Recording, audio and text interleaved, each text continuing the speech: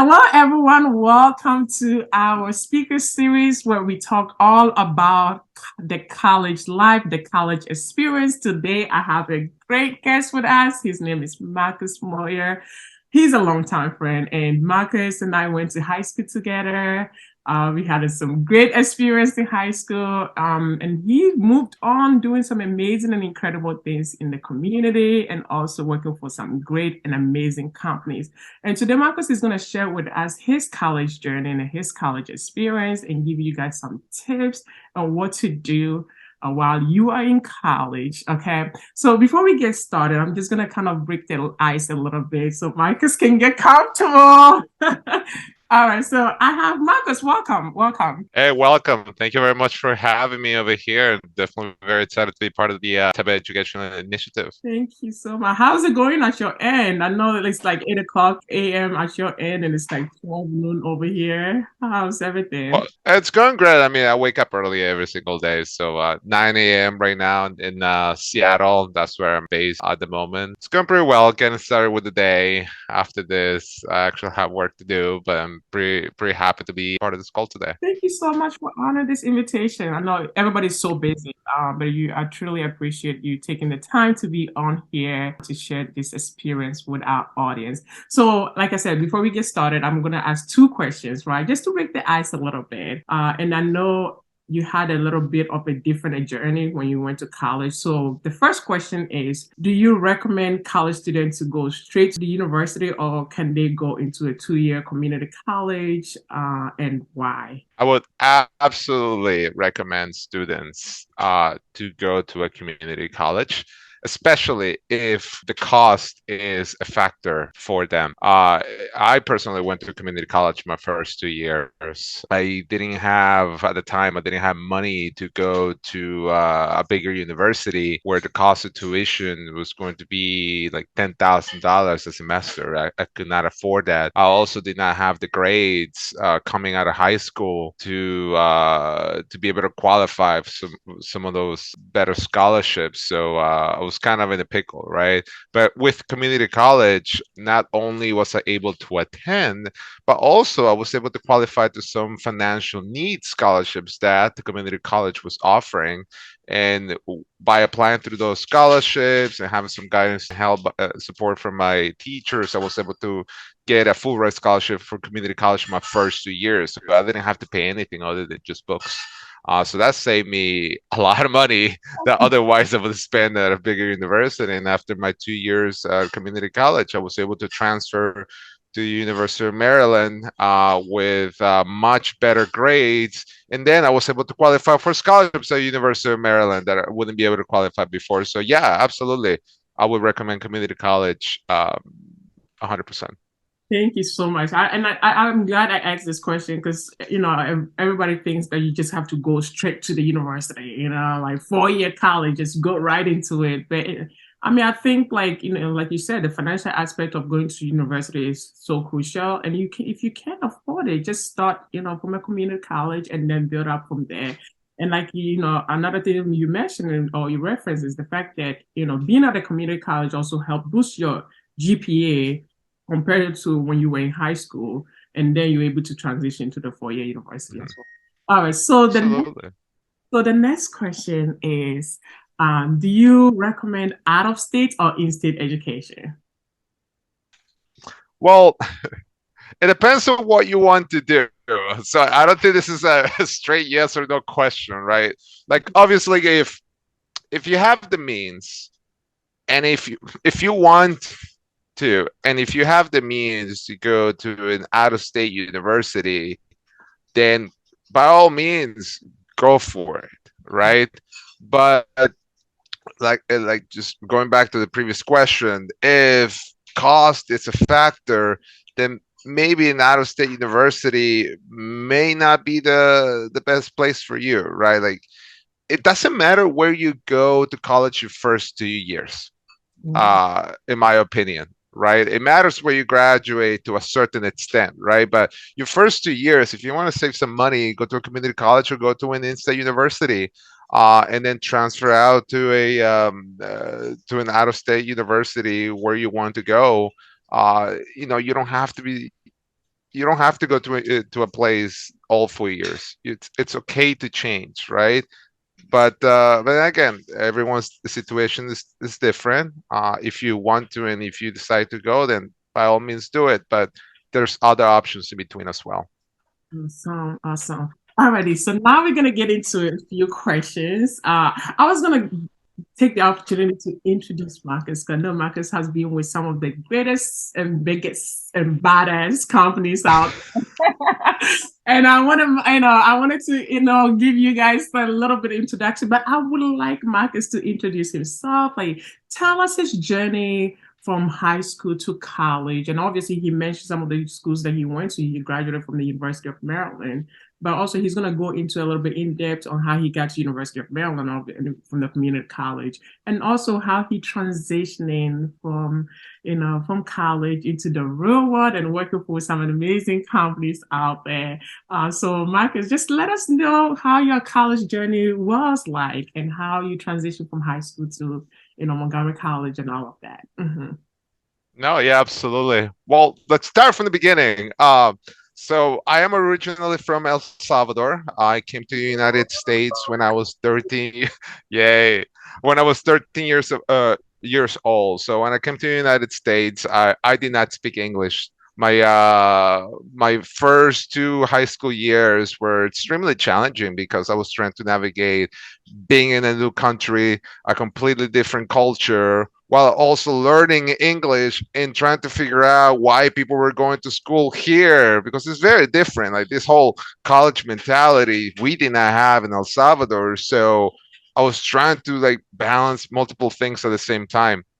When I graduated high school, my GPA was pretty low. I think it was like 2.5, 2.7, something like that.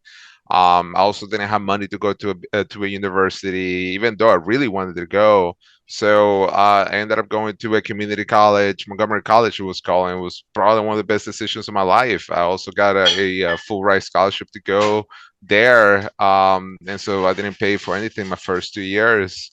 And then after I was done with community college, I was able to transfer to the Robert H. Mead School of Business at the University of Maryland at College Park, which was also a great school. One of the other best decisions I've made in my life. And so at the University of Maryland, I initially started studying accounting, but then I switched into a different field, which is called supply chain management.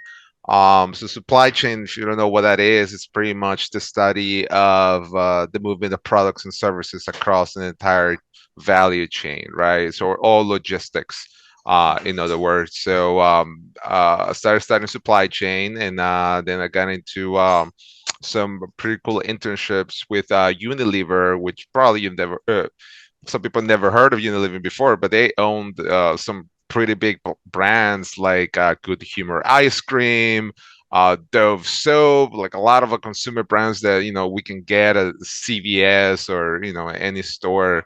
So I did an internship with them. I did a couple of other internships with other two companies, a transportation company called Run Transportation and another company called Patton.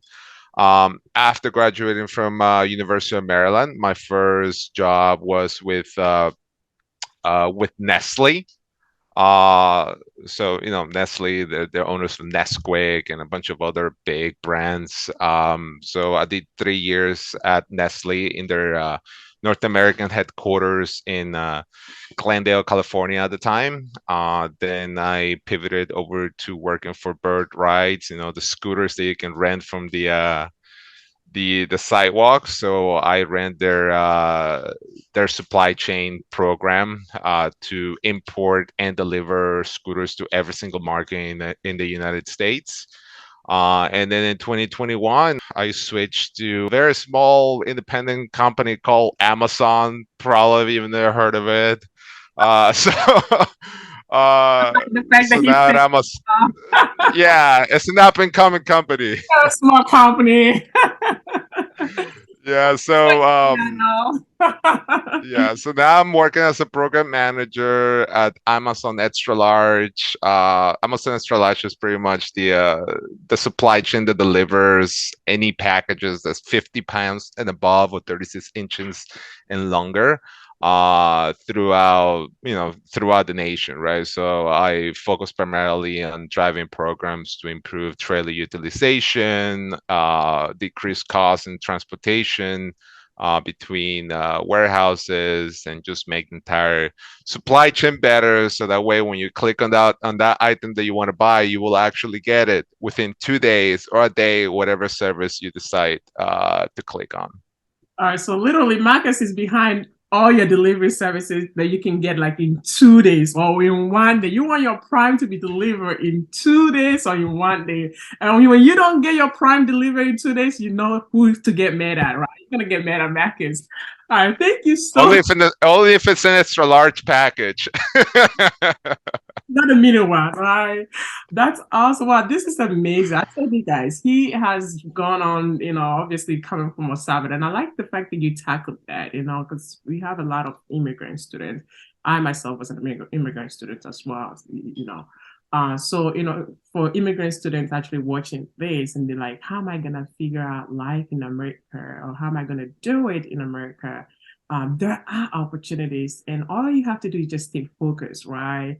Obviously, we kind of miss a little bit step while you're in high school, you're in college, you play around a little bit. You have to ultimately stay focused on the goal and what you want to do, and you can definitely do it. And I like the fact that you also mentioned how you got scholarship, full scholarship to go to, Robert Smith. Can you tackle on that a little bit? Like, how was that application process? Or how did you find the scholarship opportunity? Who did you talk to? Because a lot of students, what I noticed, is they don't ask the right questions, right? When they go to school, they're just going through the motions and not asking the right questions. So for you, how did your scholarship come about?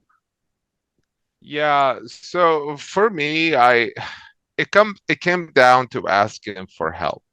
I knew that I wanted to go to university. Um, I also knew that I didn't have money to pay for it, and I knew that I didn't know where to go. So I started by asking my teachers in community college, like, hey, let me know if I'm looking to transfer to University of Maryland. Do you know scholarships that I can apply to, or people that I can talk to about this? I talked to my career counselors at community college. Career counselors, they know of scholarships that are offered at the state level, the local level, at the university level, outside organizations that are connected to the university as well. Also, through that process, I was able to be connected to a business honors program at my community college called Macklin Business Institute, which was they had a tie with the University of Maryland. So I applied to be part of that honors program. I got accepted. I was part of it for the 2 years I was in community college, and then after transitioning, after transferred to University of Maryland, I also got a scholarship through there, right? So it comes down to asking for help. Knowing what you don't know, which is how do you pay for it, and just begin asking the question to other people and be okay with that, right? Like, if you don't ask questions, if you don't reach out for help, then you know those opportunities are not going to come to you, and they're out there. You just need to ask where to go and how to navigate through that process. Absolutely, absolutely. And I want to backtrack a little bit. You mentioned that you got a 3.5 GPA from college, and it was like really, transitioning from high school, like you didn't have a good grade. I'm like, Marcus, 3.5, that's a high GPA. No, 2.5, 2.5. All right, 2.5. From high school to college, I had a Yeah. 2.5. All right, but Yeah, but then I bet, yeah, yeah. absolutely. If you really want these high scholarships opportunity, you definitely have to put your grades up. So, can you shed light on that? Like, what are some of what went wrong for you not to be able to get to that, high GPA range when you were in high school? Well, like I said, I was new to the country. Like I came here in eighth grade, so throughout my eighth grade, I actually had like what, like two B's and like three non grades, which is pretty much to say like someone was not proficient to perform, right? Because I didn't speak English at the time, and then freshman and sophomore year also struggle with with my studies because I wasn't understanding what was going on academically. My English was not up to par, right? So by the time I was able to pull out my grades in the second half of junior year and senior year, it was already too late. I was only able to muster up a 2.5 GPA, graduated from high school. Nevertheless, this is a beauty of community college, right? It's like a second opportunity to be able to pull up your grades. So the moment that I got into community college, I was already like my English was so much better at that time. I was much more conscious about what I needed to do and how to study. So I graduated community college with a 4.0 GPA. And with a 4.0 GPA, I was able to now qualify for scholarships and admissions at other universities that I didn't have the opportunity for in high school, right? So it was like a second opportunity to redeem myself, to prove myself that I am capable of achieving that high academic mark. I just didn't have. I was just at a disadvantage in high school because I still needed to learn my English and be able to compete at that same level. Well, thank you for sharing that. You know, especially for immigrant students, the obviously coming into a new language is it's new. It's new to you, and also navigating through the school system is also a new thing. And I think there should be like after school programs that one can join if you really want to help. If it's a math that you need help with, if it's English that you need help with, there should be those after school programs. I think there were after school programs, at least my high school, our high school, had some of those programs because I remember I was struggling as well, in high school, but I had to go through those programs to help better myself. Now let's go into college life. You talked about internship opportunities. And you literally did about three internship opportunity. How was it really for you? Like, because a lot of us don't do internship. We just kind of go through school and just graduate. But I've come to realize that internship is so important. And for you, you did about three. How was that for you? Well, so I chose to go to the University of Maryland, specifically to the business school at the University of Maryland, um, uh, because I knew that that program, that school was very good when it came to recruiting and recruiting big companies. I found this out when I was doing my research while still at community college, like where I wanted to go. I spoke to previous alumni. I spoke uh, to staff members that worked at the University of Maryland, at the business school, to understand, what life was like, what the recruitment process was like the opportunities that it provides, and because of that, I chose to go to University of Maryland. At the business school, University of Maryland, it was it was actually very interesting, right? Because you had all these students that we're pretty much taking some of the same classes: marketing, accounting, finance, etc. But there was a big process for recruitment, like where all these big companies will come and talk to the students so they can recruit like the best and brightest for the organizations. And that's what I wanted to do. I found out ahead of time that that's what the University of Maryland did.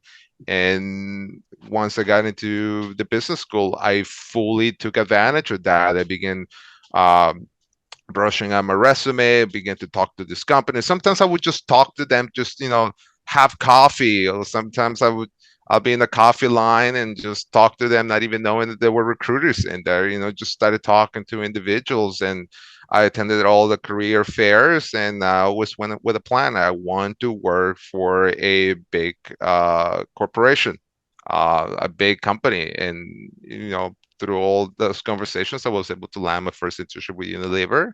And then after that, it was just pretty much repeated the same formula. And then I wanted to have 3 internships before graduating the University of Maryland, and I was able to do that. I like that. I like that. You had a goal, like the 3 internships before I graduate, and you literally executed it. Well done, Marcus. Thank you so much for sharing these tips. I know we have to wrap up. But before you go, I would like for you to share, a tip or some type of that students that just want to give up because college is not easy. Navigating on campus life. I'm not sure if you lived on campus life. I did campus for 1 semester and I was like, I'm done. I'm going back home. So if there is a student out there who wants to give up, in their education because the struggle is so hard for them, they can't do it, what word of encouragement can you give? And also for immigrant students also coming to the United States, what word can you give to them to help them in their college life as we bring this to a close? Yeah, I would definitely advise that uh, they take a time to reflect as to what is the biggest barrier at the time, or what is the biggest barrier at the time, and what they can do to improve it, right? Like, for example, right, like starting from the beginning, finances. Like for me, going to school seem daunting because I did not have money to pay for it, right? So I knew that in order to pay for it, I needed to find out like who can give me scholarships for this. And so I got involved with outside organizations. Remember you and I were part of Liberty's Promise. So like that organization was able to connect us, so at least they were able to connect me with scholarship opportunities and guide me through that process. So I asked those questions. I asked for help while I was in school. You know, classes can be daunting. On top of that, the social environment, right? Because I do University of Maryland. You have all sorts of opportunities to get involved in different aspects of the social life, and there's all this outside pressures that may take you away from your focus in your studies. At the end of it, you kind of have to like put down your head and just focus on what you need to focus on. Which is uh, doing great in your classes. And then third, this is more of a controversial point, but going to classes is not the end of it all in college. Just because you go to class and get A's, that's not enough. If you can, I would definitely recommend getting involved with a school organization, whether this is a sports organization, student government, and some type of other club. Get involved because that's also going to help you with your mental health. To be able to take your mind off from your studies and from everything else that's happening and focus on something that you like doing. That also allows you to network and build connections that will help you not just while you're in school, but once past your graduation. You have connections that may be working within the same fields, or you decide to change fields later down in your life. You may have a connection that may work in that field. You can connect in that sense, right? So if you can, definitely get involved, and just keep track of your mental health in that aspect. Awesome. Wow. This is how we close the session. Thank you so much, Marcus, for being here. That was such a great point. Mental health is a big issue now, and I'm really glad you emphasized on that and stressed on it, getting involved in every aspect on your college life, all the activities that are going on. Just be a part of it and build connection. Meaningful connection is going to play a big part of your journey. If I didn't make a connection with you, I want to be having a conversation with you today. So it's very important. Thank you so much, Marcus, for being here today. I really appreciate you so much for all the tips. Yeah, thank you very much for having me over. It's been a fun time. Thank you. Awesome. We'll have Marcus back again. Thank you.